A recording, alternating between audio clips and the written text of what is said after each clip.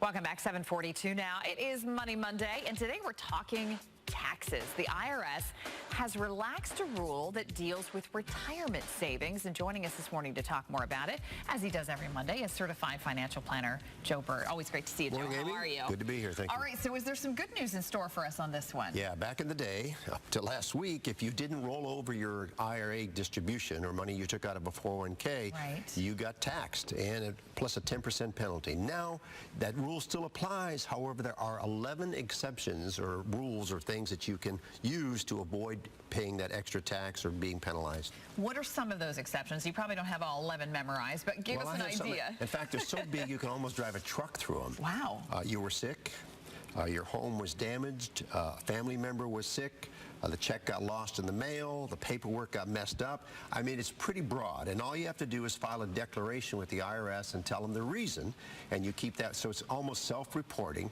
Okay. And if you get audited, you have to demonstrate that this is why you didn't do it. Because back in the day, if you didn't do this 60-day rule, you had a 10% penalty if you're under 59.5, plus taxes.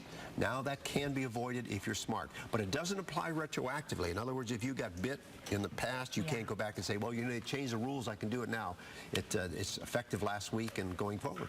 All right, so now when you're talking about this rollover, are you talking about if you had to take money out for any reason and then that rule to have to put it back in within a certain time frame? Well, the rule has always been that you have, if you take money out of an IRA, you have 60 days in which to put it back.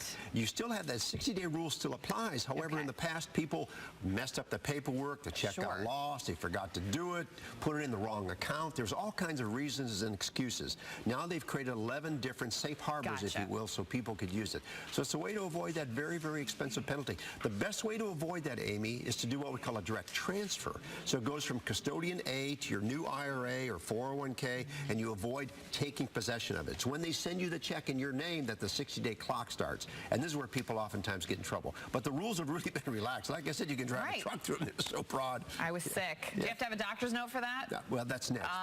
Okay. All right. Just keep one just in case, though. All right, Joe, how can our viewers find you? Just Google me once again, Joe Bert, 2 words, B-E-R-T. Always great to see you.